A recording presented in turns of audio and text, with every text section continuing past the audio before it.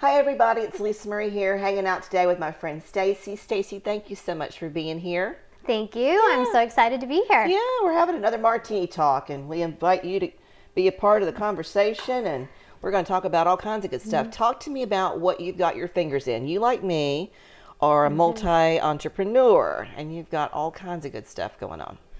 Yeah, so as a multi-passionate entrepreneur, we have lots of things going on, and one of the things that I do is I am a life coach or business and success coach, and then I like to just have different things going on. I'm a creative by nature, and we just do design and home improvement, and we just love doing that, and I love dancing, and so I have a little bit of that going on too as well. So Yep, so now you had the studio. How long did you have the studio? I started the dance company a while ago. This was probably 2012, probably 2011. Okay. And the purpose of the dance studio, which was the ground level, was to bring in talent that was in New York or LA, and bring them to the local communities, because not everybody can go to LA or to New York.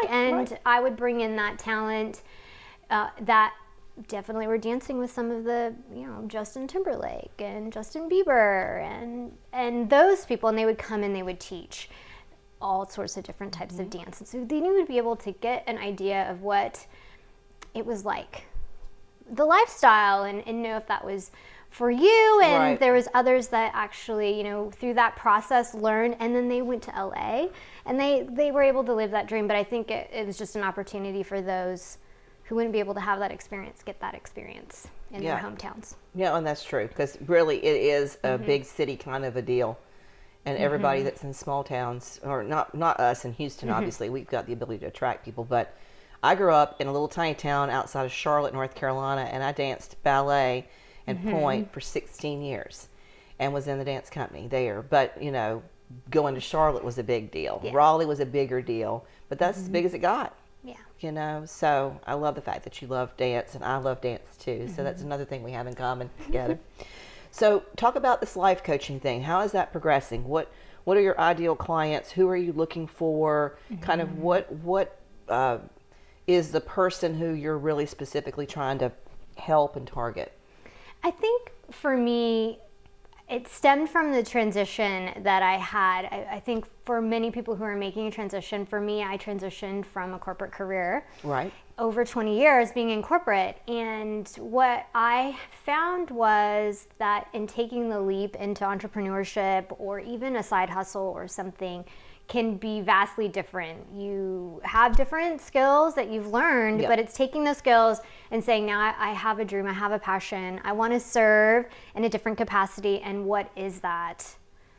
And where can I do that? And that could be still being in a corporate career, but that could be doing something totally different. Like for myself, it was a transition into doing more coaching and helping people find their vision and help them build a strategy for success so that they could live their dream, which was just a passion of mine. Anyways, I really want to see people be successful and have the tools that they can do that. And so I think for me, the person would be somebody who is wanting to do that transition. They know they want to serve in a different capacity. They know there's something that they want to do. They want to give back. They just don't know how to do that and kind of take their vision into a reality.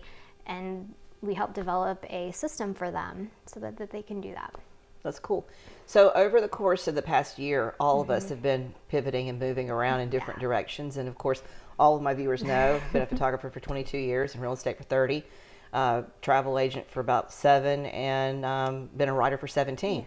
And so a lot of those roles that I've played as an entrepreneur have easily transitioned through anything. It's really pandemic proof. But the garden and the cooking and all the things that I've been writing about are now very prominently on shows in the channel. And that's the things that I've done. And I wondered if you found that people are doing things that are completely outside of their norm, or are they finding passionate things that they always were passionate about, but now they know that this is the time to jump in and be all in and create a business for themselves? What if you want to say the best thing about COVID was, or the pandemic, is it allowed people to have the time to think about what they truly wanted and where they truly wanted to serve or do. It allowed them to not just be rushing through life. They were able to just maybe to take a step back and find out what really was important to them. Sure.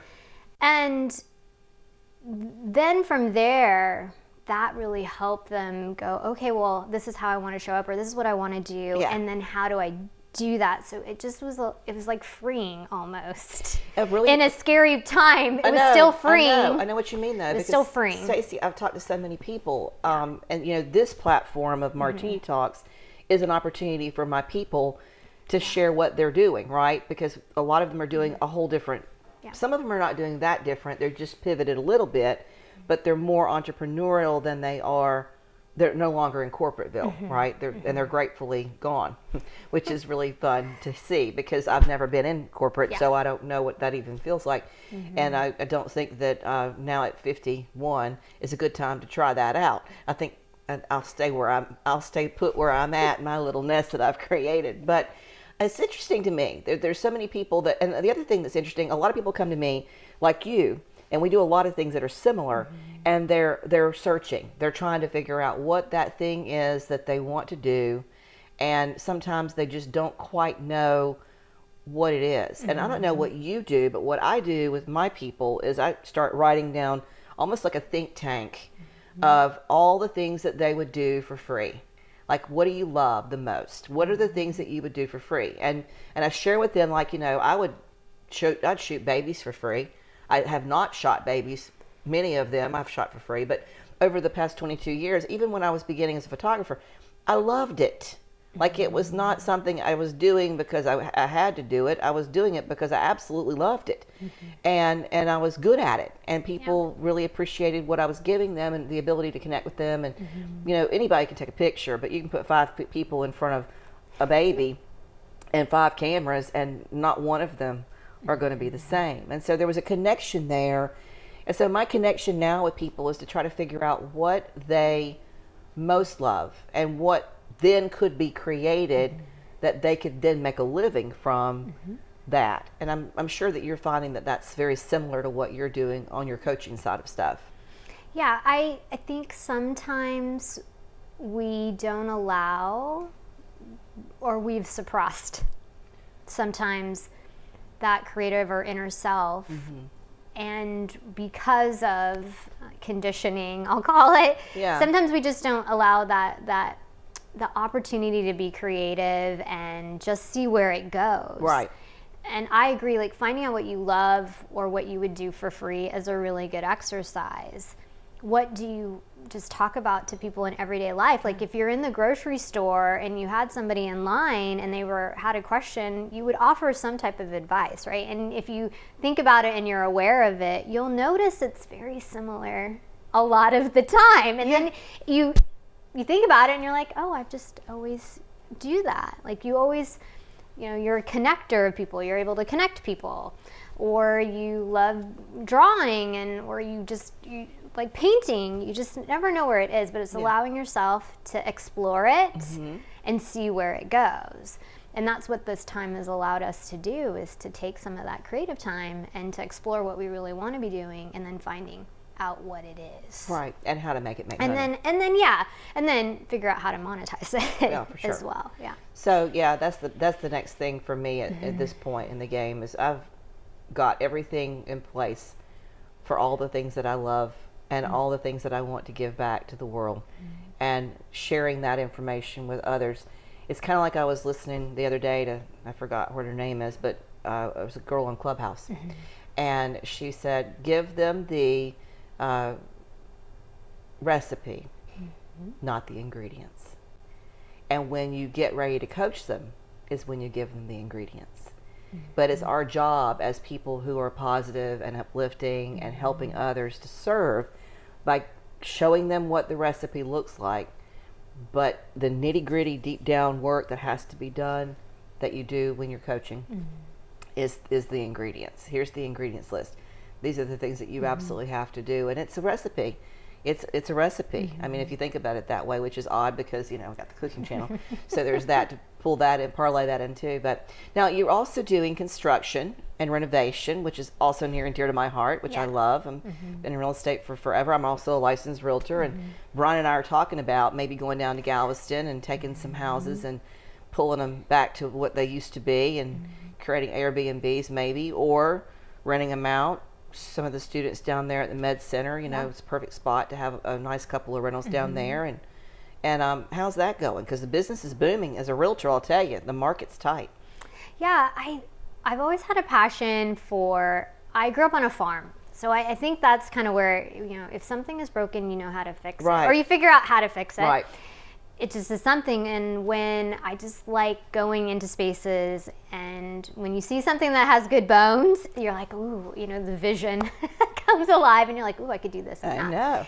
And it's just great to take new properties or even existing properties and do that. So like on the flipping side and the run and construction. But I think the other best part about it is taking someone else's vision and using your expertise to help their vision come alive in their own home. And so many people are in their own home right now. Yeah. So they've seen their walls a lot, more probably than they've seen them before. For sure. And a lot of people are doing a lot of home renovations. And it's like, how do you do that on a budget, on a dime, but also what is your vision and where do you want to go? And we just help you try to figure that out as well. So it kind of goes along with the coaching, taking your vision and making it come alive within a process or within a structure and a system that works for you. Yeah, and a lot of the houses these days, of course, it has helped that the Discovery Plus has come along. Because those of us that were already completely consumed with and have finished all of Netflix and then all of Prime and all of, right? Because we're all home. For me, I mean, background's in interior design from Savannah College of Art and Design. And it was a year away from that degree before we moved to Houston. And then I ended up with a degree in psychology. So I've got all of that, right? You know, I told my daddy when we moved to Houston, he was like, you're almost done. Why are you? I said, Daddy's already bought all these houses. We got to come. We got to move to Houston. We got to go do real estate. It's a family business, whatever. But, you know, once you've learned it, you've learned it. It's kind of like being an artist. If you know how to draw and paint, you know how to draw and paint. You don't need a piece of paper to tell you that you know how to draw and paint. But historic preservation has always been a really neat thing for me. And being in Savannah, of course, was just so lovely because it's everywhere. And Galveston has a lot of really cool places, the nooks and crannies that still haven't been touched and loved on. And I think that that's going to be my next little step. But in talking to people that are in my group, my tribe, that have needed me to sell their houses and list their houses and find them houses, the needs are changing. You know, I've always liked the fact that my house has got rooms for specific things because it's needed to be that way. You know, I've got the studio and I've got the presentation room and I've got rooms that when you shut the door, that's what happens in that room. And then when the clients are gone, you can shut the door and you as an entrepreneur at home can turn that off. Yeah.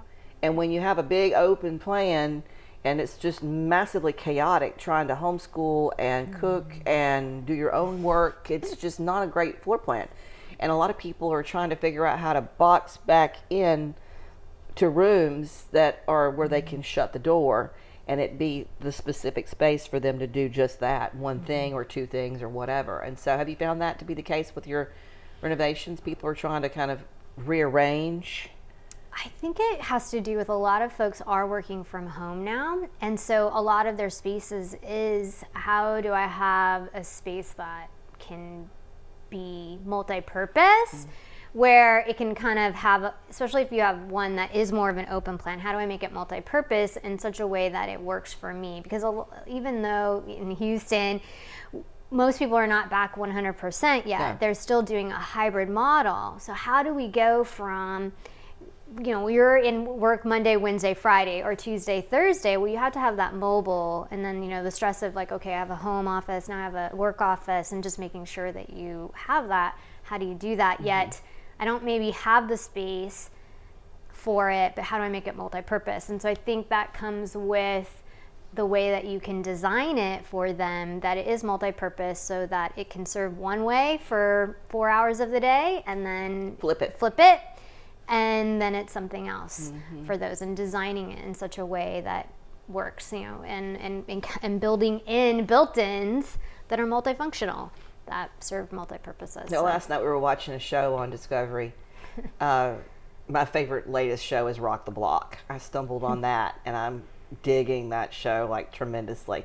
But wonder if you could design a Murphy desk instead of a Murphy bed. Yes. Yeah, so that you just have it fly down out of this wall, and ta-da, and a great little cool Zoom thing in the background so that people, don't have to see your mess on the other side of that room or whatever, and then stick it back up in the wall, and now it's bookcases or whatever it needs to be for the family for the regular living space. So I imagine that you're not going to be done with this whole situation for a long time. I think that there's always going to be, now that we've had it. Now I've worked from home forever, so I'm a big, and homeschooled too.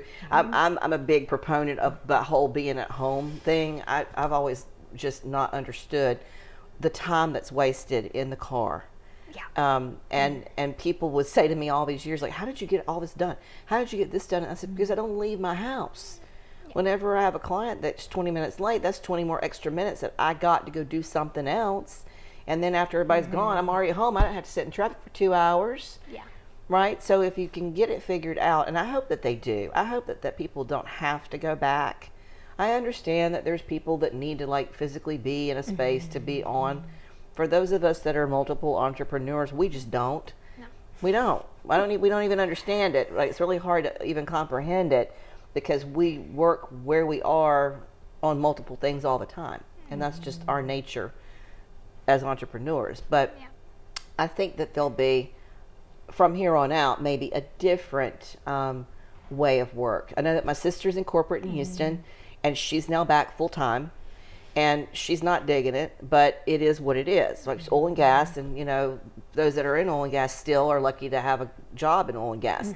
And a lot of people got laid off from oil and gas. And oil and gas is the heart and the blood and the veins of Houston. Like, really, in a lot of ways, it's where a lot of people are brought here to just specifically that industry. So I don't know that they'll ever like go back to full on, let half of us be gone and half of us be in, and be okay with that. I think they really like having their employees sitting in cubicles, which is unfortunate, because I think it's really groovy whenever you can be multitasking. And honestly, I don't know if you have been watching a lot of conversation about this conversation that we're having, that there's actually more work being done when they did the, like, kind of looking at the productivity.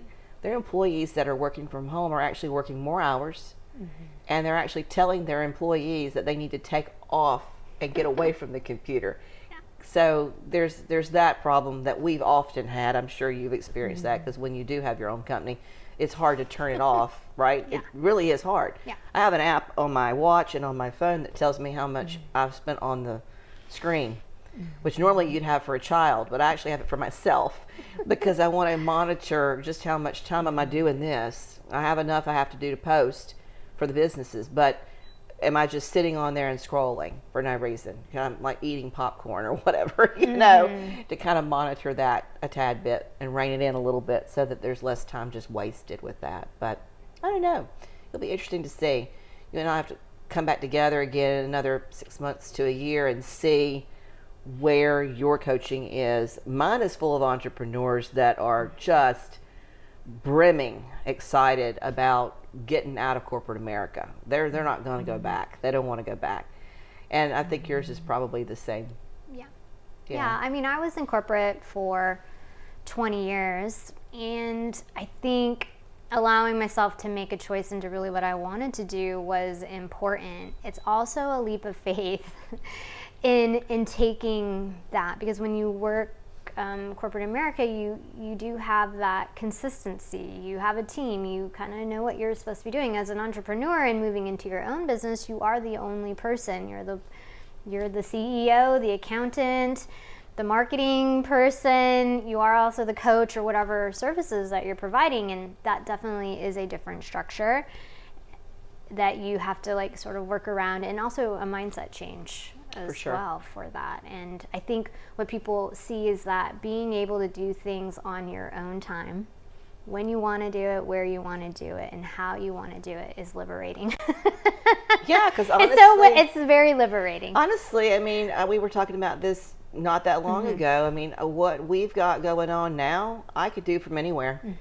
I could literally just, with a laptop and my phone and my microphone, because of the taping, I could go all over this country and be in a different city each month and meet and talk to new people and produce the shows and meet restaurateurs and cook in their kitchens with them and share stuff that I know. I mean, I'm not limited to being at home anymore. And a lot of people are going to figure out that too. And I think it's going to be a good thing for all the way around. I mean, like COVID's been kind of crappy, obviously. Certainly for the travel industry, it's been really devastating, but we're getting it back together again there too. That's starting to pipe up again. And once people get vaccinated and everything starts to come back to a more normal, but I don't think the new normal is going to be like the old normal. I think we're forever changed. It's one of those marks that they're going to be writing about in history anyway, but those of us that have lived through it, when our great-grandkids are here, we're going to be telling them those stories, and they'll be sitting at our feet listening, hopefully listening to us like they're just so enthusiastic about all the knowledge we have to share, hopefully. And we have so many cool stories to share about this time. It's been a special time for a lot of people. Yeah. So, well, I'm getting ready to meet your fiance. He's coming in, guys. He's into the construction side of this operation, and you guys, like Brian and I'm so happy for that. Yeah. Working together, and you guys are just now getting ready to get married. And Brian and I've been married for 30 years, and that's what makes a happy marriage. Having businesses together and crisscrossing and all of that, making sure that you have stuff to talk about at night. And so I'm wishing you all the most wonderful congratulations on that. You're getting married next month? We are getting married in July in Washington State. And I think we got engaged in June of last year. And a lot of people are like, so you got engaged in pandemic, and so planning a wedding in a pandemic, and it's also destination, because I am getting married in Washington State, so it's definitely been a challenge, but it's been amazing. And I know before it was like we had all this time, and now it's like, oh my gosh, it's 2 months. It creeps up on you real quick. It's 2 months away, and so we're trying to put the finishing touches on that and flying family in and figuring out the logistics, but we're really excited about it. Yeah, well, I'm going to be seeing both of you soon anyway. Yeah. So, I want to thank you so much for being here today and hanging out on the couch and we're not doing martinis because it's in the middle of the day and I've got to shoot more babies this afternoon. But we're having a little lemonade. She's got her water over there. But I want to thank you for being here. And I'll have all the information on how to get a hold of you in the episode notes so that you guys can find her in there. And then the other thing we need to say is if you found any value, right? We want you to like and share. And don't forget to ring that bell so that you're notified when we drop another episode next week on Martini Talks.